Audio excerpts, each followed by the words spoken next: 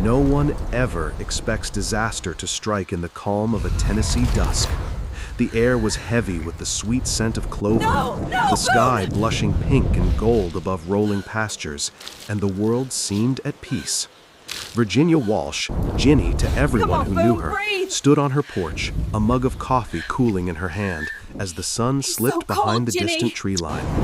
At 47, Ginny had come to cherish these quiet evenings, especially since moving back home to the ranch after her divorce, to care for her aging mother and the horses that no one else wanted. She heard it before she saw it, a frantic, uneven thudding coming from the lower field, a sharp whinny cutting the stillness. Ginny's heart leapt. That was Boone, her oldest rescue, a chestnut quarter horse with a scarred flank and eyes that followed her everywhere. He was the soul of the ranch, gentle and wise, a survivor of more than his share of storms. Dropping her mug, Ginny sprinted down the steps, boots thudding across the porch and into the field, her breath coming sharp and fast. She rounded the corner past the barn and stopped dead. There, in the waning light, Boone twisted and bucked, wild-eyed, muscles taut with panic. The air around him seemed to shimmer, and then Ginny saw why. A seething mass of bees, hundreds, maybe thousands, clung to his mane and flanks, swirling around his body in a living storm. Each time Boone stamped or tossed his head, the swarm pulsed tighter, stinging without mercy.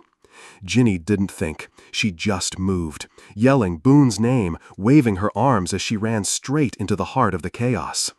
The bees ignored her at first, focused on their target, but as Ginny reached Boone's side and tried to brush them away, they turned on her. Stings bloomed along her arms and neck, hot and electric. Tears stung her eyes. Boone's knees buckled, he staggered, crashed to the ground, legs thrashing, mouth flecked with foam. No, he couldn't die, not like this, not after everything they'd been through. Ginny dropped to her knees, grabbing handfuls of Boone's mane, swatting bees, shouting for help, though she knew her mother couldn't hear from inside the house. Every instinct screamed at her to run, to save herself, but she couldn't leave him.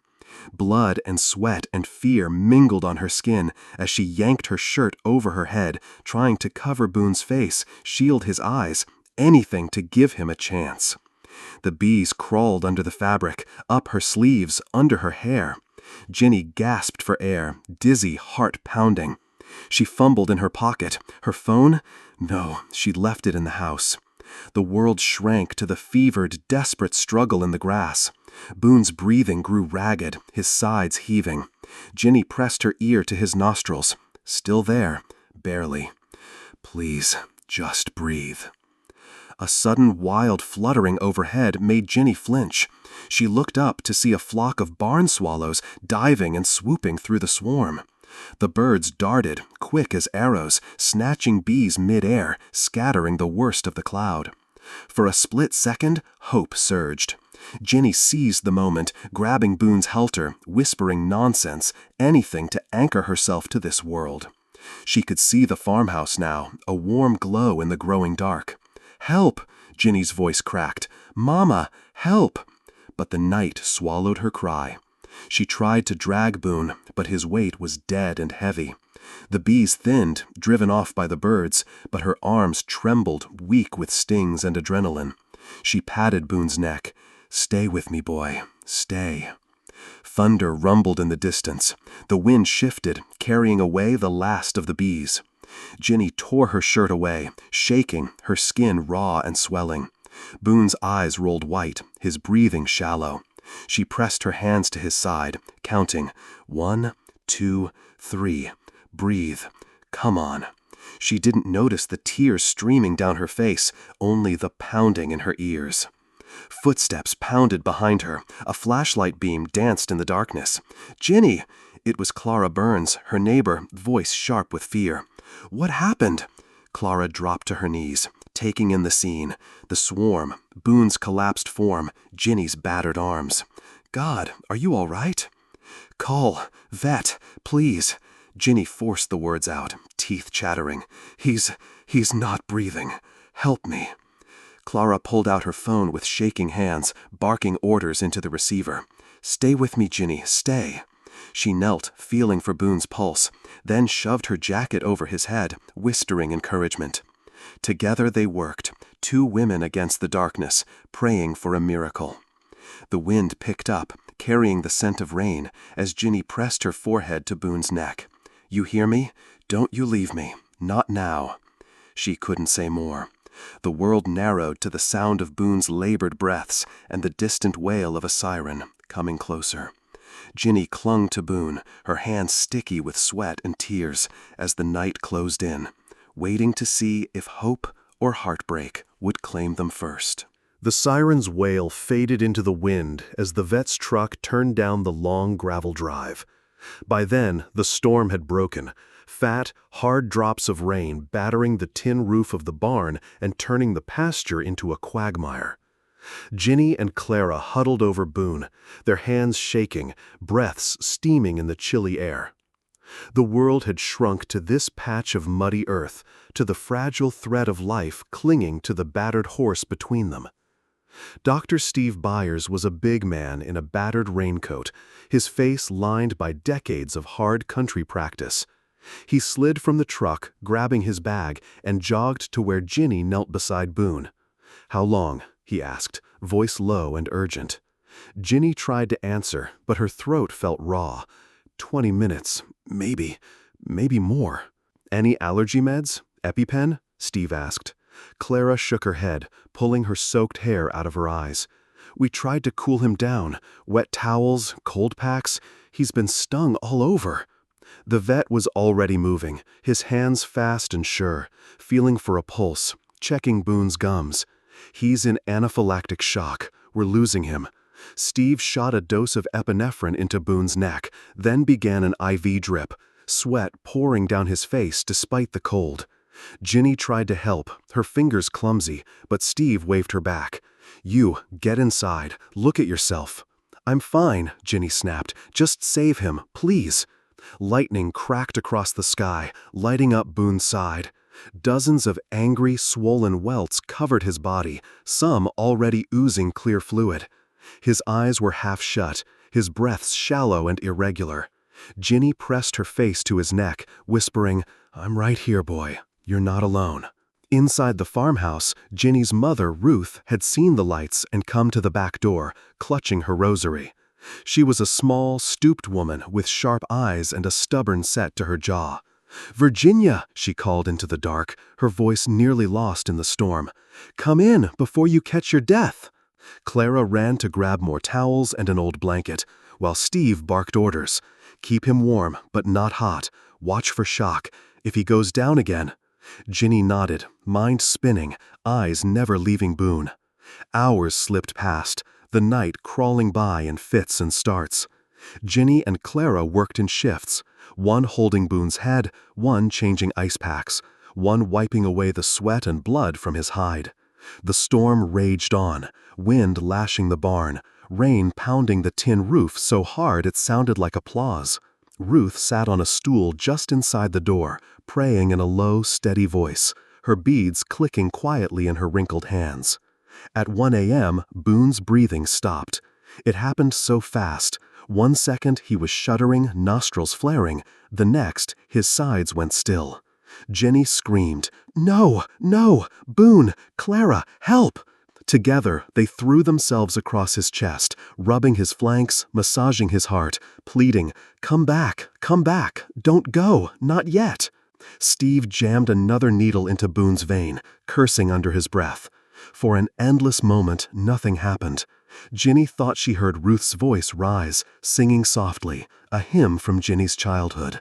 Then, with a great heave, Boone's chest lifted. He drew in a choking breath, then another. Ginny collapsed against him, shaking. "That's it. Stay, right here, you stubborn old man." Clara handed her a wet rag, wiping sweat from Ginny's brow. "He's a fighter," Clara whispered, "like you." The hours crawled by. Ginny's arms went numb from holding Boone's head off the wet ground, but she refused to let go. The rain beat down. Steve dozed in a folding chair, waking at every cough or movement. Clara made tea on the old propane stove, passing hot cups around, and even Ruth sipped hers, her eyes never leaving her daughter and the dying horse. At 3 a.m., Boone's breathing slowed again. Ginny counted out the seconds, 1, 2, 3, willing his lungs to fill. She stroked his ears, his muzzle, whispering stories of wild pastures and sunny days, of the time Boone had run the length of the ranch to chase off coyotes, of every small victory they'd shared. "I need you," she murmured. "Please, don't go." Once more, Boone's breath stuttered, stopped. This time, Ginny felt a cold dread settle in her chest. Steve leapt to his feet, massaging Boone's chest, muttering, "Come on, come on." Clara and Ginny worked together, cold packs on his head, stroking his flank, until at last Boone drew a shuddering breath and returned. The storm outside seemed to slow. Ruth's prayers grew louder, then softer, her voice a steady background to the struggle inside. Dawn was still hours away. Ginny leaned her head against Boone's side, feeling every shaky breath. "You don't get to leave me tonight. I won't let you." Clara put a hand on Ginny's shoulder. "We're here, all of us. He's not alone." The night dragged on, a test of endurance and hope, of love and faith, as the world shrank to 3 women, a dying horse, and a stubborn thread of life. Ginny's hands ached, her eyes burned, but she held on. Boone fought for every breath, every heartbeat. Outside, the storm raged, but inside, hope flickered, stubborn and bright. Dawn crept over the fields like a promise, painting the world in gray and gold. The storm had spent itself, leaving the land soaked and heavy, the air sharp with the scent of wet earth and grass. Ginny blinked against the new light, exhaustion ringing through her body. Every muscle ached, every finger felt thick and clumsy, but she didn't care. Her eyes were locked on Boone. He was alive. Barely, but alive. Boone stood unsteadily on his hooves, sides trembling. The wounds from the bee stings were swollen and raw, pink against the chestnut of his coat. His breathing was shallow but steady, and every few seconds his eyes flickered toward Ginny, glassy but aware. Ginny reached out, brushing his forelock away from his eyes, her hands trembling. "That's it, boy. You're still here," she whispered. "You hear me? Don't you dare give up now." Clara, looking just as battered as Ginny felt, pressed a steaming mug of coffee into her hands. "Drink," Clara said gently. "You need it." Her own hands shook as she cradled her cup, dark smudges beneath her eyes. Ginny nodded and took a sip, the heat scalding her tongue, but grounding her in the moment. Dr. Byers, after a long, silent examination of Boone, finally nodded with a weary kind of hope. "It's a miracle he made it through the night," he said, voice rough with fatigue. "Now it's up to him and you. Watch for infection, fever, or trouble breathing. Keep him warm and calm. Call me if anything changes." Ruth appeared at the barn door, wrapped in a faded shawl, her sharp gaze softened by relief. "Thank the Lord," she whispered, crossing herself. She hobbled forward, pressing her wrinkled hand against Boone's neck, whispering prayers under her breath. The morning settled into a strange, fragile peace. Ginny, Clara, and Ruth moved around Boone in shifts, tending to his wounds with gentle hands and quiet words. They washed away dried blood, dabbed ointment on the worst of the stings, and laid fresh straw in his stall. They checked his temperature and coaxed him to sip water, every small victory met with cautious relief. For a while, the world shrank to the barn and the battered horse at its center.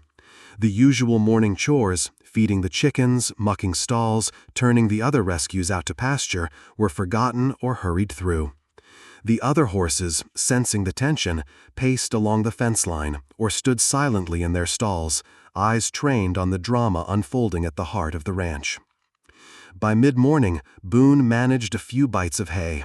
The sound of him chewing, slow, deliberate, made Ginny's heart swell. She stroked his neck, voice low and steady. "Good boy, that's it, little by little." Each tiny act, Lifting his head, flicking his tail, even just standing upright, felt like a defiance of the darkness that had nearly swallowed him. But as the adrenaline faded, Ginny felt a different weight settle in her chest. She leaned against the stall door, watching Boone breathe, her mind swirling with doubts. Why had she run into the bees, risking herself so recklessly? Why did she pour so much of herself into these animals, creatures most folks saw as disposable, as burdens or tools? Why did it always feel like she was fighting against a world that wanted to break her? Clara sat beside her in the straw, silent for a long time before speaking. "You know," Clara said, "most people would have let him go, would have run for help, called animal control, stayed safe." She looked Ginny in the eye. "But you run into the fire every time." Ginny managed a tired smile. "Maybe I'm just stubborn." Clara shook her head. "No, you care.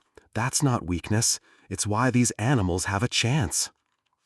A heavy silence lingered, broken only by the slow, rhythmic sounds of the barn. Boone's breathing, the shuffle of hooves, the coo of doves roosting in the rafters. Ruth entered quietly, carrying a plate of toast and eggs for Ginny.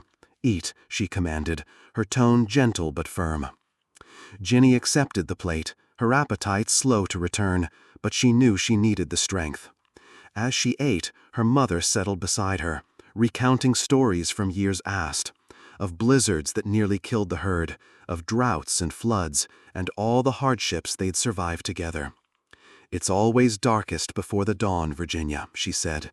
"You have to believe that, even when it hurts." Ginny nodded, the words sinking deep. She looked at Boone, her battered, beautiful friend, and felt a flicker of hope, fragile but real. Later, Clara offered to take the afternoon shift so Ginny could rest. Ginny hesitated, not wanting to leave Boone, but her mother insisted. "You're no good to him if you fall over," Ruth said. So Ginny stumbled back to the house, peeled off her muddy boots, and collapsed onto her bed, the weight of exhaustion pulling her under. She dreamed of storms and bees and wild open fields, of running alongside Boone through endless grass, sunlight pouring over them both. She awoke with a start, heart pounding, but as she looked out her bedroom window, she saw Boone standing in the morning light, Clara at his side. The sight grounded her. By evening, the ranch began to return to its slow rhythm. Ginny joined Clara and Ruth for dinner, their conversation softer, more hopeful. The fear of the night before lingered, but it was tempered now by the quiet certainty that they had survived something together, something that had changed them all. As the sun set behind the hills, Ginny returned to the barn. Boone lifted his head at her approach, ears flicking forward. Ginny smiled, running her hand along his neck. "We made it through," she murmured, "one step at a time." The darkness no longer felt quite so heavy. In its place, a fragile hope took root, one that would guide them through the long days of healing still to come. The days that followed blended into each other, soft, cautious, and slow, like the gentle rhythm of Boone's breathing. Each sunrise brought a small new hope, and each sunset a measure of relief that the worst had not returned. The rain clouds gave way to high blue skies, and the Tennessee hills glimmered green and washed clean by the storm. Boone's recovery was anything but certain. His body bore the signs of the ordeal, patches of missing hair, swelling along his legs and neck, and raw, angry welts that needed careful tending. Ginny rose with the dawn, her first thoughts always of him. She would slip on her boots, pad quietly through dew-soaked grass, and lean over the stall door, searching his eyes for some sign of the old spark. Sometimes Boone would barely lift his head. Other mornings he greeted her with a soft nicker, the barest flicker of his former spirit. Ginny made sure his water bucket was clean, that the straw was dry, that he had fresh-cut grass and gentle words. She measured out the pain meds and ointment, careful with every step, her hands gentle but strong. Boone accepted her touch without flinching, as if he understood the care behind each gesture. Ruth often joined Ginny in the barn, shuffling to Boone's side, her cane tapping lightly on the floorboards. She'd talk to the horse in a low, steady voice, sometimes reciting lines from old hymns or sharing memories from decades past. "Your daddy once pulled a foal out backwards, middle of a blizzard," Ruth would say, tracing her fingers along Boone's withers. "And you, Virginia, you were just a girl, standing there with a bucket of warm water, eyes big as saucers. We made it through then, too." Those stories lingered in Ginny's mind as she worked.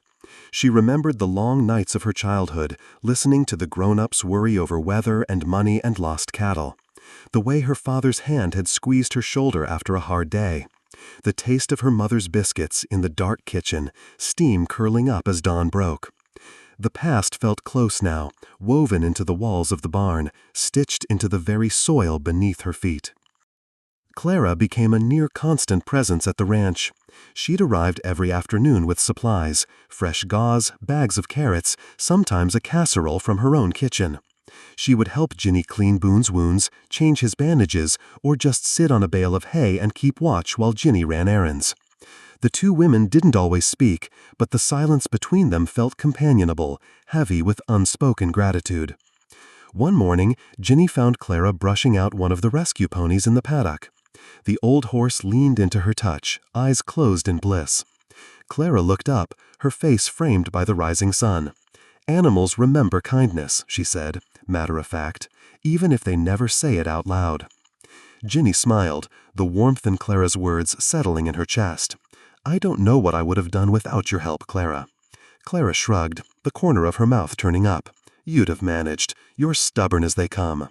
Their laughter echoed across the field, the tension of the past days slowly easing. As Boone's appetite returned, so did his stubbornness. He snorted at the bitter taste of his medicine, nudged the empty bucket at Ginny's leg when he wanted more water, and once even tried to nibble at her hair while he leaned over to change his bandages. Ginny scolded him, but her voice was soft, full of affection. It wasn't just Boone's recovery that seemed to change the rhythm of the ranch. Other women from the community, widows, single mothers, old friends who had faced floods or lost animals themselves, began to stop by. Some came with baked goods or fresh eggs, others with stories and quiet company. They talked about the bee swarm, about the miracles and dangers of farm life, about the little things that kept them going. One evening, after Ruth told a story about surviving a tornado as a girl, a woman named Lydia wiped her eyes and said, "We never know how strong we are until something tries to break us." The circle of women nodded, each holding a piece of that truth inside. With this new web of support, Ginny felt herself letting go, just a little, of the isolation that had haunted her since her marriage ended. She found herself asking for help when she needed it, sharing a joke or a memory, or just sitting quietly while someone else took a turn at Boone's side. Every day brought small milestones. Boone ate a little more, then a little more. He took a few shaky steps into the paddock, flinched at a buzzing fly, but didn't panic. Ginny and Clara watched his progress with cautious hope, careful not to expect too much too soon. One afternoon, as the sun set over the hills, Ginny leaned against the fence and watched Boone graze in the fading light. Ruth joined her, their shoulders nearly touching. "I'm proud of you, Virginia," Ruth said quietly, her voice carrying the weight of years. "Not just for saving him, but for keeping this place alive, for not giving up." Ginny blinked back tears, letting the words settle. She looked at her mother, at the horses in the field, at the friends who'd gathered around her. For the first time in a long while, she felt not just relief, but a sense of belonging, of hope that might last beyond a single night. The world was still fragile, Boone's recovery far from guaranteed, but in that moment, Ginny believed that maybe, just maybe, they could weather whatever storms still lay ahead. By the end of the week, word had spread across the valley about Boone's ordeal and the late-night struggle in the storm. Some stories were true, others had grown with every telling. Ginny's bravery painted larger, the swarm becoming a biblical plague, the rescue something almost supernatural. The small-town gossip vine never missed a beat, especially when a story included danger, animals, and a hint of defiance. It started with curious neighbors arriving at the ranch gate, their trucks kicking up dust on the gravel road. They brought casseroles, cards, or homemade remedies for bee stings, but mostly they came to see Boone for themselves. Some leaned over the fence, murmuring in awe as the old horse stood quietly by Ginny's side, his body still marked but his eyes brightening day by day. Others lingered on the porch, eager for every detail of the story. "That horse has more lives than a cat," old Mr. Jenkins said, peering over his glasses. "Never seen anything like it." Ginny offered polite thanks, exhaustion pressing at the edges of her patience. She smiled for the well-wishers, but couldn't shake the feeling that their admiration was tinged with suspicion. The ranch, once a refuge, felt exposed. Not all the attention was friendly. A few neighbors, people who had never set foot on the property before, approached Ginny with folded arms and skeptical frowns. "You sure it's safe letting animals loose after something like that?" Mrs. Howard asked, eyeing the paddocks. "Those bees could come back. Maybe it's a sign. Something ain't right out here." Ginny kept her voice calm. "I check the fields every morning, and I'm talking with the vet about prevention, but these things happen in nature. We do the best we can." Mrs. Howard wasn't convinced. "I just hope you're not tempting fate, Virginia. Some things can't be fixed with good intentions." Word soon reached the local animal control office, and 2 officers in pressed uniforms arrived one bright afternoon. Their white SUV stood out like a ghost against the red dirt driveway. Ginny's heart thumped as she greeted them at the gate, Boone grazing quietly behind her. The officers introduced themselves, Ms. Rivera, sharp-eyed and businesslike, and Mr. Grady, whose expression hovered between concern and boredom.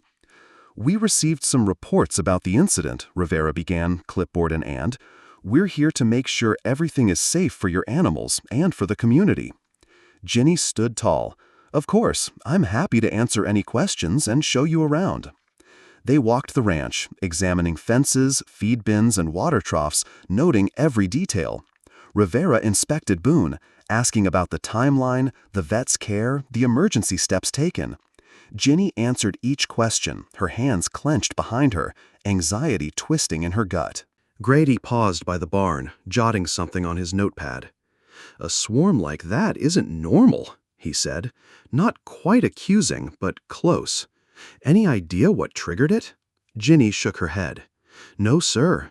We haven't had problems like this before. We think maybe an old hive was disturbed by the storm. I'm working with Dr. Byers to clear any threats." Rivera's gaze was cool, but not unkind. "Some neighbors mentioned past incidents. We need to be sure your rescue work isn't putting anyone at risk.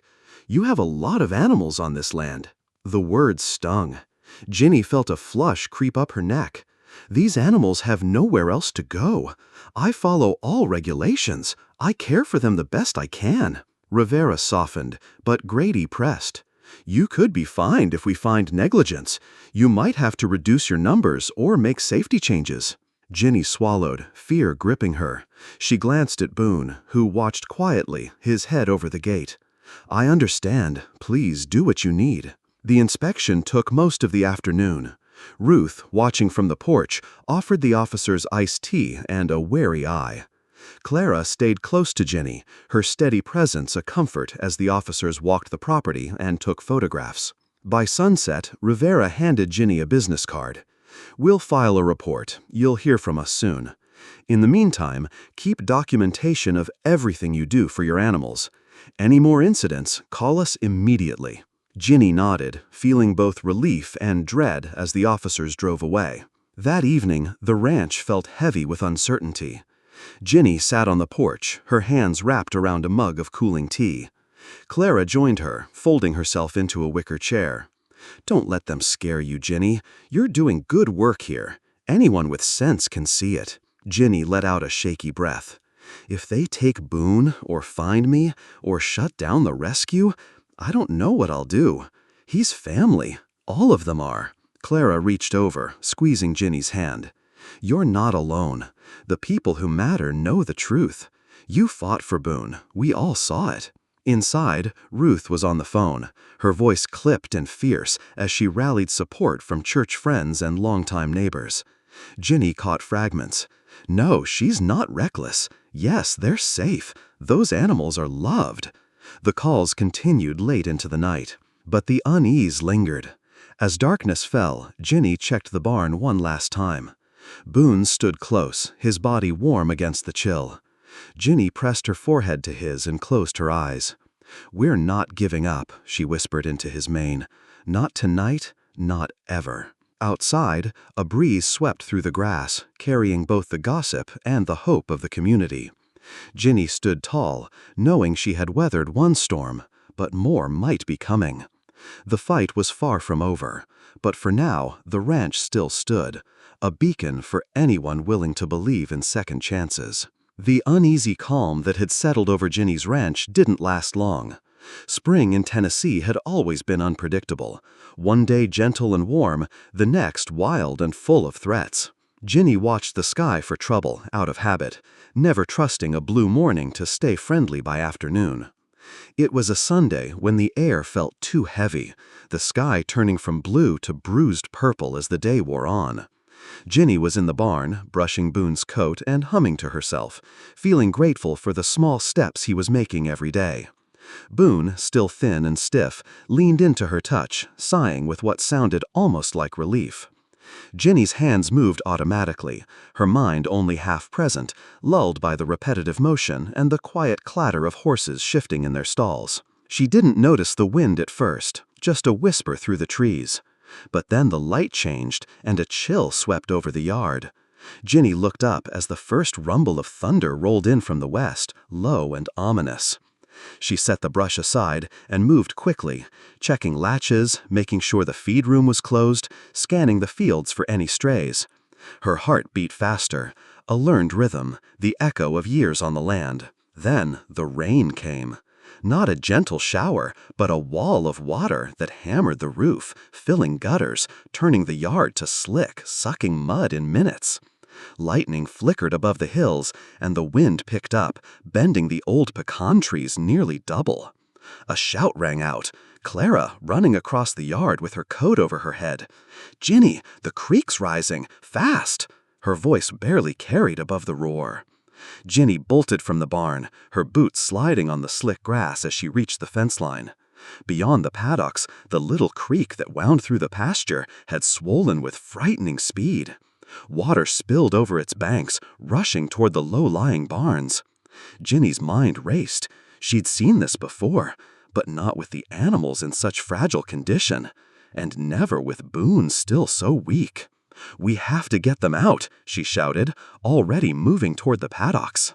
The rain blurred everything. Ginny called for her mother, who appeared at the porch, eyes wide. "Stay inside, Mama. I'll handle it." Ruth nodded, clutching her rosary, fear in every line of her face. Clara and Ginny sprinted to the back barn, flinging open the doors as water lapped at their ankles. The horses inside were frantic, their eyes rolling, hooves striking the wooden walls. Ginny's hands shook as she fumbled with halters and lead ropes, her voice low and steady. "Easy, easy now. Come on, babies." Thunder shook the barn as they led the first two rescues out into the rain. Mud sucked at Ginny's boots, and her arms strained to keep the panicked horses from bolting. Clara wrangled the next two, shouting instructions over the storm. They worked quickly, adrenaline lending strength to their tired muscles. Then Ginny heard it, a sharp, terrified whinny from the far stall. Marigold, a new rescue, pawed frantically at the floor, eyes wild with terror. Water was pouring through a crack in the wall, pooling around her hooves. Ginny's heart stuttered. "Clara, I need you!" Together they forced the stall open. Marigold surged forward, nearly knocking Ginny off her feet. She tried to get the rope around Marigold's neck, but the mare reared, slipping in the mud. For a moment, chaos reigned. Horses milling in the yard, water rising by the minute, the air thick with fear and rain. Ginny struggled to hang on, but Marigold broke free, bolting toward the fence, straight for the deepening floodwater. "No!" Ginny cried, running after her, slipping, falling, struggling to her feet. The world narrowed to the frantic shapes in the storm, the sharp smell of sweat and mud. Then, through the rain, a blur of chestnut. Boone. Ginny stared, disbelief and hope warring in her chest. Boone, still frail, moved with a stubborn determination she hadn't seen since before the attack. He stepped into Marigold's path, blocking her way, ears forward, body tense but unyielding. For a moment, Marigold paused, staring at Boone. Something passed between them, silent, urgent. Boone nickered, soft but insistent. Marigold snorted, her body trembling, but she turned. Just a few steps, enough for Ginny and Clara to reach her.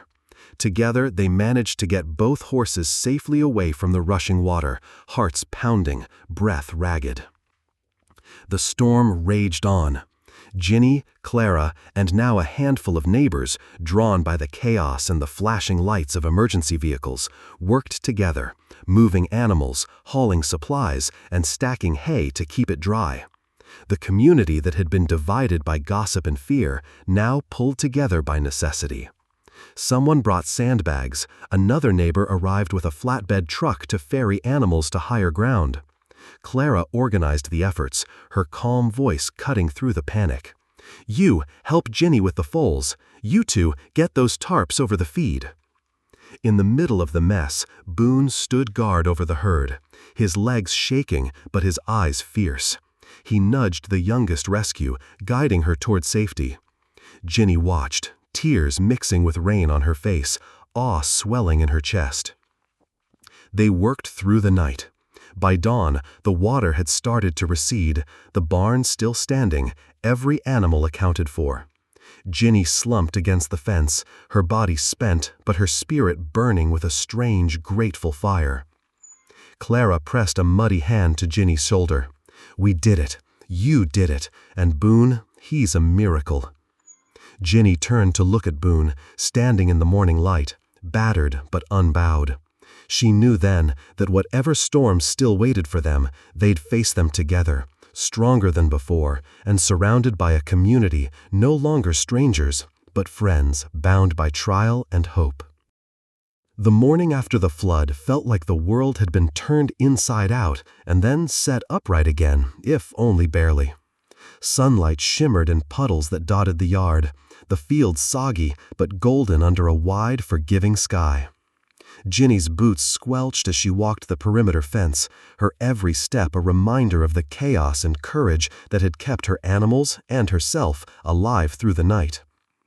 Word of the flood traveled quickly, as news always did in their little Tennessee town.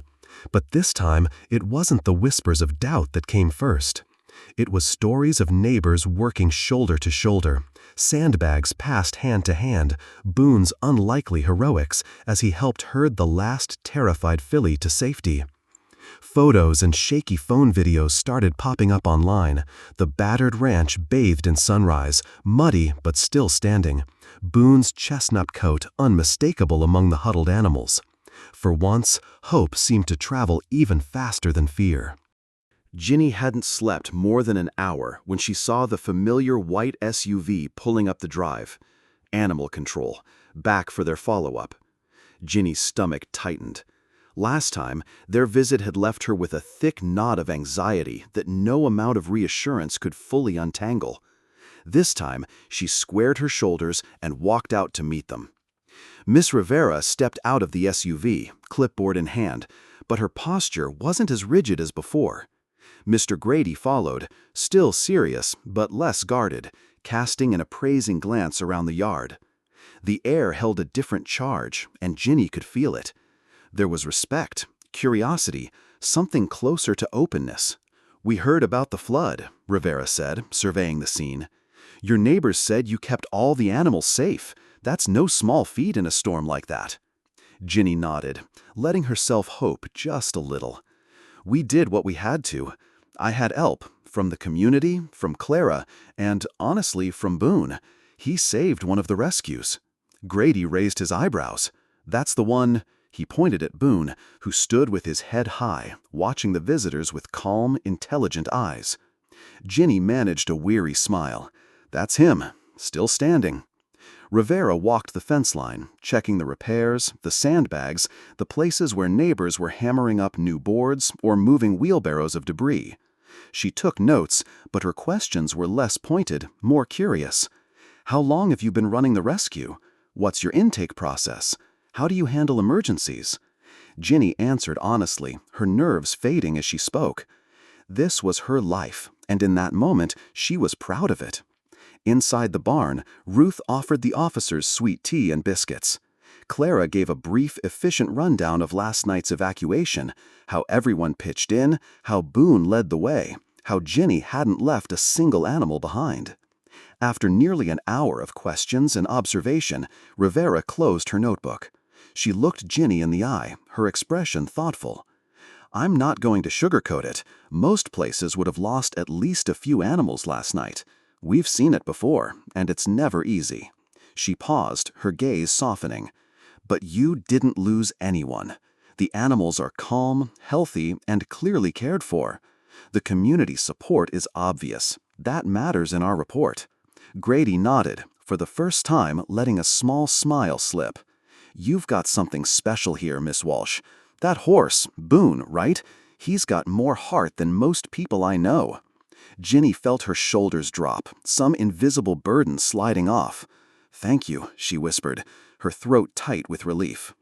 Rivera handed her a copy of the new report, this one with words like commendable emergency response, exemplary animal care, and community partnership. No fines, no threats. Instead, the promise of a follow-up visit, not to investigate, but to learn from Ginny's approach and share it with others. As the officers left, Ginny caught sight of two local reporters pulling up to the ranch, cameras and microphones in hand. Word of Boone's bravery had reached the local news, and suddenly Ginny found herself telling the story on camera. How the horse that nearly died had saved another, how neighbors came together, how a ranch that was nearly lost was saved by teamwork and faith. The interviews aired that night on the local news. Donations began arriving almost immediately. Small envelopes of cash tucked under the gate, bags of feed left at the front porch, emails offering support, volunteers, supplies. A few days later, Ginny received a call from the county fair committee. Would she come and share her story on stage? Would Boone come too? The news felt unreal, but the excitement in Ruth's voice was unmistakable. "You go, Virginia. Let them see what you've done, what all of us have done." Ginny spent the next few days organizing the ranch, making sure every animal was safe and cared for, preparing for the county fair speech. Clara helped gather photos and videos, Ruth baked a mountain of biscuits for the volunteers, and the rescued horses seemed to sense the lightness in the air, their movements less wary, their eyes brighter. On the day of the fair, Ginny loaded Boone into the trailer, nerves prickling as she drove the winding road into town. The fairgrounds were alive with the sound of children, music, the smell of popcorn and hay. When Boone stepped into the ring, the crowd fell silent, then erupted in cheers and applause. Ginny stood at the microphone, her hands shaking, not with fear, but with the weight of gratitude. She spoke about the night of the swarm, the longest night of her life, the flood, the courage of a wounded horse, and the people who wouldn't let her fail. "We're not special," she said. "We're just proof that when you refuse to give up, when you lean on your friends and believe in the impossible, miracles can happen, even in the middle of a storm."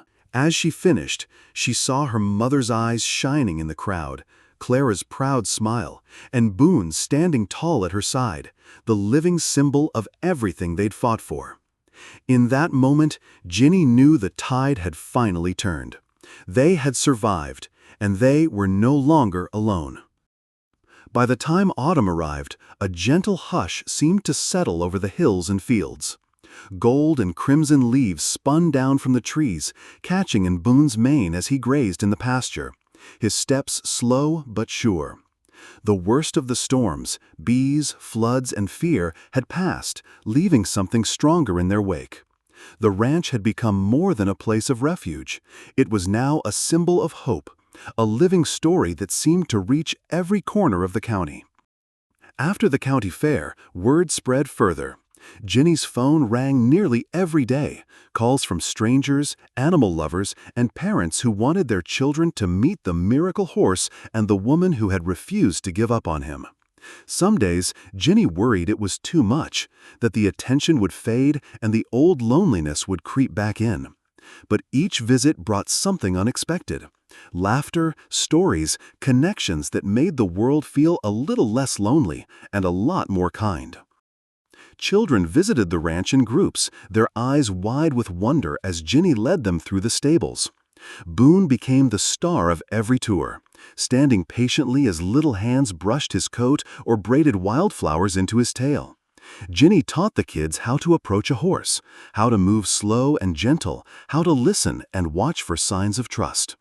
She shared Boone's story, how he had nearly died, how he fought through pain and fear, how, in his own way, he had become a hero to the other rescues. The children's faces glowed with amazement, and many parents left inspired, wanting to help in whatever way they could. A few brought bags of feed or old blankets. Others offered to volunteer, mucking stalls, mending fences, or just keeping the animals company on quiet afternoons. One afternoon, a shy teenager named Abby stayed behind after the tour. She lingered near Boone's stall, running her fingers through his mane. Ginny watched from the doorway, recognizing the look in Abby's eyes, the blend of sadness, hope, and longing for connection. "You like horses?" Ginny asked, stepping softly into the stall. Abby nodded, not meeting her eyes. "My dad used to take me riding, before things got hard." Her voice trailed off, the pain fresh but unspoken. Ginny sat down on the straw beside her. "Horses understand more than we give them credit for," she said quietly. "They know what it means to hurt, and they know how to keep going, just like people do." Abby looked up, her eyes glistening. "Do you think I could help here, sometimes?" Ginny smiled, her heart swelling with a new sense of purpose. "I'd like that very much, Abby. Boone would too." As the weeks passed, Abby became a fixture at the ranch, arriving after school to help feed the horses, groom their coats, and talk quietly with Ginny.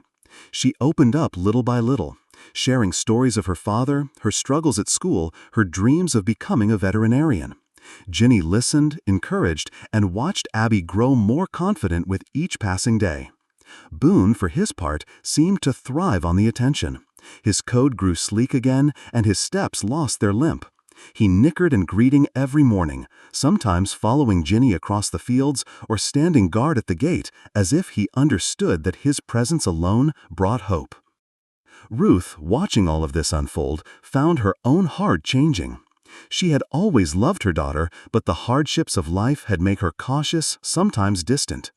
Now, seeing the respect Ginny had earned, the gratitude of strangers, and the new sense of community growing around the ranch, Ruth felt something in herself soften. One evening, as the sun dipped low and painted the world in amber light, Ruth joined Ginny on the porch. For a long moment, neither spoke. The sounds of children laughing, horses snorting, and the distant hum of cicadas filled the air. "I never told you this," Ruth began quietly. "But there were times I was afraid you were carrying too much, that you'd break under it all. But you didn't. You made this place something beautiful. I'm proud of you, Virginia, more than you'll ever know." Ginny felt tears sting her eyes, but she didn't look away. Instead, she took her mother's hand, holding it gently. "Thank you, Mama. I couldn't have done any of it without you." Their words lingered in the golden dusk, binding old wounds and lighting new paths. As autumn deepened, Ginny found herself in a new role, mentor, not just to Abby, but to others who reached out for help or advice. She spoke at schools and local clubs, sharing the lessons Boone had taught her, the importance of patience, persistence, and faith in the face of loss. She started a small after-school program for kids who struggled, using the ranch as a classroom for learning about animals, responsibility, and kindness. The ranch itself flourished. Volunteers kept coming, donations arrived like small miracles, and the horses, once abandoned, frightened, or broken, grew strong and content. There were still hard days, still moments when Ginny doubted herself or mourned an old loss, but the burden no longer felt so heavy. Boone became a legend, but Ginny knew the real miracle wasn't just in his survival. It was in the community that had come together, the lives changed, and the love that had grown stronger in the face of adversity.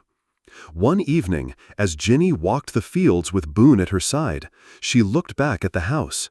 Her mother's silhouette in the window, Abby laughing with Clara by the barn, children waving as they left for home. The ranch glowed in the twilight, full of promise. Ginny pressed her hand to Boone's neck. "We did it, boy," she whispered. "We really did." And as the stars blinked on overhead, it was clear that the story of healing, of miracles and hope was still being written, one quiet day at a time. As autumn edged closer to winter, the days at the ranch settled into a steady, peaceful rhythm. The fields faded from green to amber, horses' coats thickened against the chill, and the first wisps of frost laced the morning grass. But inside Ginny's heart, and in the hearts of everyone who touched the ranch, something was forever changed. With Boone's recovery now the talk of the county, Ginny found herself called to share their story far beyond the ranch gate. Local schools invited her to speak at assemblies, and churches asked her to sit for coffee after Sunday service. She accepted each invitation with a shy, steady pride, determined to pay forward the hope she'd received. Her favorite stop was always the middle school, where the gym filled with restless students, their faces at first skeptical, then slowly rapt as Ginny talked about the long night of the swarm. She never shied from the hard parts, the fear, the exhaustion, the moments when she almost lost hope. But she always ended with what mattered most. Miracles, Ginny told the students, don't come from nowhere. They come from not giving up when you want to. They come from letting people help you, even when you're scared. And they come from loving something or someone enough to fight for them, even if it costs you. She brought Boone to some of these talks when she could. The old horse stood patient in the school parking lot, nuzzling pockets for treats, letting dozens of nervous hands stroke his nose. Teachers marveled at his gentleness. Students left sticky notes and crayon drawings pinned to the barn door. But it wasn't just the children who listened. The adults, neighbors, other ranchers, the animal control officers took her words to heart. At a town hall meeting, Ginny spoke about teamwork, sharing the story of the flood and how their little community had come together, setting aside old grudges and suspicions to save something bigger than themselves. That night, Ginny said, her voice clear in the echoing hall, nobody cared who'd been right or wrong about how to keep horses, or who'd said what about my rescue work. All that mattered was getting the job done, together. Sometimes it takes a disaster to remind us we're all in this together, whether we like it or not. Inspired by her story, the community voted to form a new emergency team. Neighbors who would check on one another, lend supplies, or rescue stranded animals. Ginny helped organize the first meeting, setting out a big pot of Ruth's famous chili and watching with quiet pride as old rivals laughed over dinner, swapping tips and stories. At the ranch, safety protocols changed too. Clara suggested an emergency supply closet, first aid kits, extra halters, laminated maps showing every pasture and fence. Abby and the other young volunteers helped hang evacuation instructions in every barn, their neat handwriting a sign of how much the place meant to them. The greatest lesson Ginny learned and shared with everyone she could was humility. Nature doesn't care about our plans, she'd say, looking out at the fields, but that doesn't mean we stop planning. We just do it with open eyes and open hearts. We stay humble because nature will always have the last word. For Ginny, the wounds left by the bees and the flood were still real. Sometimes her arms tingled when she remembered that frantic night, and Boone would flinch at a certain buzz in the summer air. But their scars became part of the story, proof of what they'd overcome. On the 10th anniversary of that fateful night, Ginny was invited to speak at the fair's main stage. She stood in the golden light, her hair streaked with silver now, but her eyes as clear and determined as ever. Boone stood beside her, leaning against her shoulder, the pair of them framed by cheers and applause. Ginny spoke simply, from the heart. "A miracle," she said, "isn't always a lightning bolt or a stroke of luck. Sometimes it's just what's left after you refuse to quit. It's the friends who show up in a storm, the hands that reach out, the moments you choose hope over fear. Every fence mended, every foal born, every quiet evening, these are miracles too." She paused, looking down at Boone, remembering every moment of terror and hope, every long night that had brought them here. "What I've learned, what Boone has taught me, is that survival isn't just about getting through. It's about finding meaning in the struggle and then using what you've learned to help others." After the speech, Ginny wandered the fairgrounds, greeted by faces young and old. Some asked her for advice about animals, about life, about holding on when storms come. She answered as best she could, always coming back to the same truth. None of us do this alone.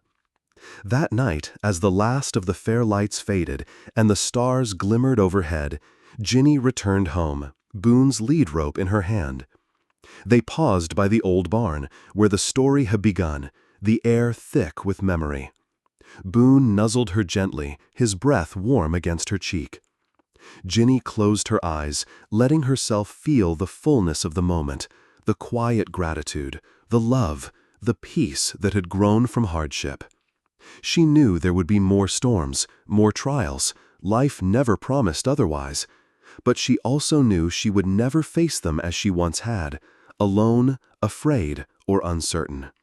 Because now Ginny understood that every act of courage, every hard choice, every hand offered in kindness, stitched together the true miracle of survival, community, hope, and an enduring bond that not even time could break.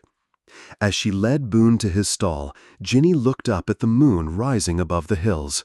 She smiled, whispering into the cool night, "Thank you for the miracle in the storm, for every new day." And with that, the ranch, the horses, and the people who called it home carried on, grateful, stronger, and always, always ready for whatever tomorrow might bring.